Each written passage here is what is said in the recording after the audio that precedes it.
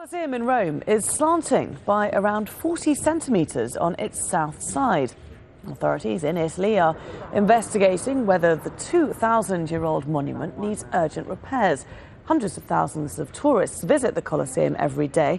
Experts say it could need the same stabilisation work that was carried out for 10 years on the Leaning Tower of Pisa. Well, Elisabetta Fiorito is the Rome correspondent for Radio 24 Italy, and she joins us live from there. Thanks very much for being with us. So first of all, why is the Colosseum appearing to be sinking? Well, there may be two causes. The first is traffic, because the Colosseum is not in a pedestrian zone, not yet. And so helicopters, mopeds, cars, and also the subway go through the Colosseum, under the Colosseum.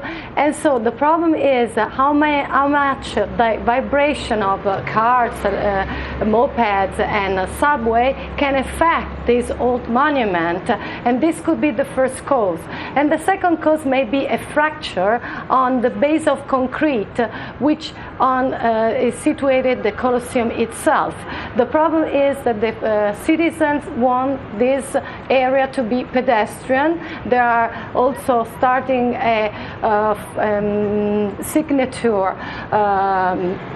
They are going to start to sign in order for the city council to discuss if this has to be a pedestrian zone. But you know, the problem is that the Colosseum is now 40 centimeter slanting on the south side, and then the northern side, and so there are two different kind of levels that can reach two different monuments themselves. I mean, this is a major iconic historical site for Italy. Why isn't there a sense of urgency to stop this disrepair?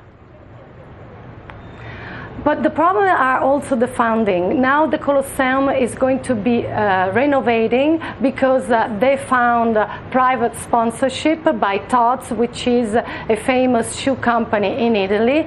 And the things with the monuments in Italy is that we have so many monuments that we cannot keep them with standard resources. So, for instance, the Vatican Sistine Chapel was renovating by Japanese sponsorship. Now the Colosseum by this Tod's shoe company sponsorship. So we need private sponsors to keep up, because there are there are a lot of monuments that we cannot keep up everything. Okay. Also the Colosseum, and the Colosseum is fighting with time. If heavy traffic is to blame, as one suggestion does put it, what's the possibility of redirecting Rome's traffic away from this 2,000-year-old building? Well, this is the main point, because the Colosseum stands in a very crucial point for traffic in Rome. So what Mussolini did was to build this big highway, the highway of the new empire in his dictatorship mind. But and now through this highway, let's say, a lot of traffic passes directed to the city center. So if we close the Colosseum, nobody knows what's going to end with the traffic, which is already very, very heavy in Rome.